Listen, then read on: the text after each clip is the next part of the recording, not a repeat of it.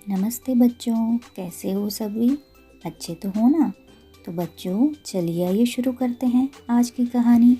हमारी आज की कहानी जो है वो तेनालीराम पर आधारित है।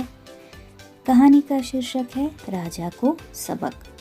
एक बार विजयनगर में बहुत सारे चूहे हो गए।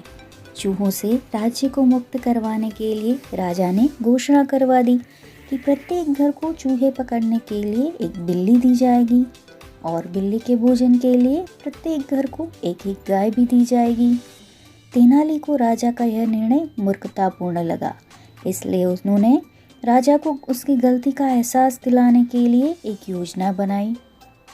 तेनालीराम ने अपनी बिल्ली को तेज गर्म दूध पिलाया।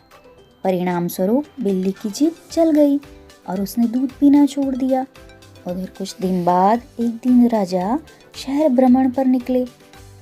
उसे प्रत्येक घर पर स्वस्थ बिल्ली देखने को मिली। सिर्फ तेनाली की बिल्ली जो थी वही बहुत ही ज़्यादा दुबली एवं कमज़ोर थी। राजा ने तेनाली से पूछा, तुम्हारी बिल्ली इतनी दुबली क्यों है? तेनाली ने जवाब दिया, महाराज मेरी बिल्ली दूध नहीं पीती। राजा को उनकी बात पर यकीन नहीं हुआ, अतः उन्होंने अपने सिपाहियों को आदेश दिया, मेरी उपस्थिति में इस बिल्ली को दूध पिलाया जाए। राजा की आज्ञा से सिपाही फौरन एक दूध से भरा कटोरा लेकर आए। बिल्ली के सम्मुख जैसे ही दूध का कटोरा रखा गया, वह वहाँ से ऐसे भागी जैसे गधे के सिर से सिंह। यह देखकर राजा 1 मिनट के लिए सोच में पड़ गए और उन्हें महसूस हुआ कि अवश्य ही तेनाली ने बिल्ली के साथ कुछ गलत किया है।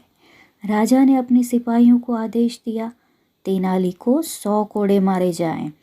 तेनाली इस पर जरा भी नहीं डरे, बल्कि वह बोले, महाराज जब मनुष्यों के लिए ही पर्याप्त मात्रा में दूध उपलब्ध नहीं है तो बिल्लियों को दूध पिलाना कौन सी बुद्धिमानी है।